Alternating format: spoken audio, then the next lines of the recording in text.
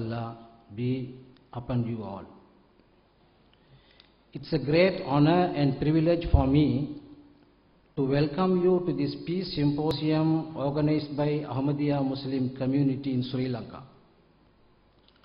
On behalf of my community, I would like to convey our fervent gratitude and thanks to all of you present here to grace this event. Ahmadiyya Muslim community is a peace-loving community which continues to promote and practice the true values of Islam, that of loyalty, freedom, equality, respect and tolerance for peace and harmony. We believe that we must abide by their values in our daily life as they help foster a sense of understanding, unity, interfaith cooperation for the betterment of our society and the humanity at large. Ahmadiyya Muslim community since its inception in 1889 has been leading a global effort to revive the pristine pure message of Islam as taught by the Holy Prophet Muhammad sallallahu alaihi wasallam, peace and blessings of Allah be upon him, and revealed to him by God Almighty in the Holy Quran. This revival of the true Islamic teachings was initiated by none other than founder of the community, Hazrat Mirza Ghulam Ahmad alayhi salatu wasalam, peace be on him, who was born in Qadian, India. He said, and I quote, "The mission for which I have been appointed is to remove the growing gap in the relationship between God and His creation and replace it once again with the relationship of love and sincerity, and by allowing the truth of manifest itself to end wars and discord and thus lay the foundation of peace." He claimed under divine guidance to be the promised Messiah and the Imam Mahdi, whose advent had been awaited by mankind. With the desire of peace, our community has grown and is now established in more than 200 countries of the world, including Sri Lanka. We are one of the oldest Muslim organizations to have been established in Sri Lanka in 1915.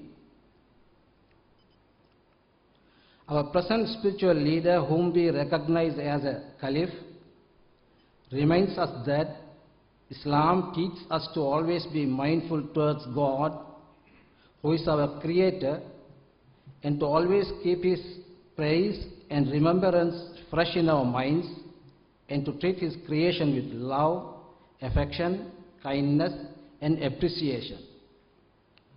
For that purpose, we have set up a special humanitarian charity known as Humanity First, which is working in Asia and Africa to alleviate human sufferings caused by natural and man-afflicted disasters.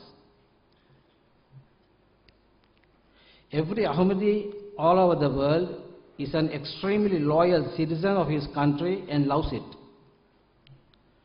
This is because of the teachings of our Prophet Muhammad sallallahu alaihi wasallam, peace and blessings of Allah be upon him, who taught us that love of one's country is an integral part of one's faith. Every prophet who appeared in the world brought the best teachings for peace and tranquility, and they were quite successful in their mission by God's grace.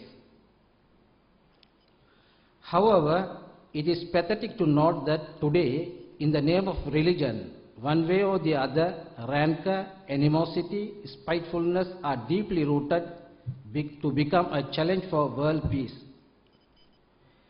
Every right-thinking person will agree that one reason for this is lack of due respect shown to the goodness of other religions. Therefore, priority should be given to re-establish this value by all concerned. In relation to this, the injunction of the Holy Quran is that we make no distinction between any of His messengers. If we are successful in establishing such a society, we shall have done a great service to the peace and prosperity of mankind. The present head of the worldwide Ahmadiyya community says, respect and honor for one another should be inculcated. Allegiance to one's country should be infused amongst the entire society, and most importantly, the love of God should be instilled in the hearts of the people. If these things are fostered, then they will guarantee harmony within each country, and individual restlessness will be replaced by peace. Love for all, hatred for none is our motto. Under this banner, our community serves humanity in many ways, including a wide range of activities, including education, medical facilities, solar energy, water halls, and self-help economic development programs across the world.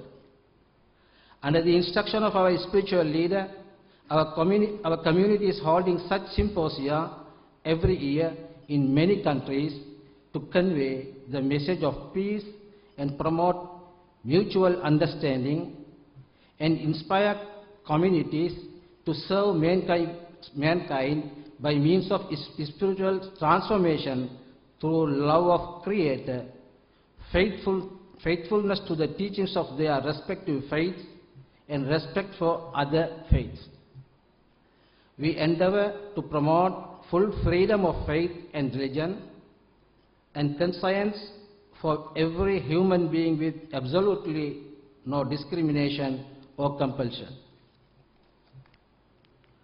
All this is just a small part of our effort to reach out to the world. I conclude my speech with a fervent prayer that may God Almighty, Master of all the worlds, revive the love of religion in the hearts of all and bless you all abundantly with peace of mind, good health and long life. Amen. Thank you.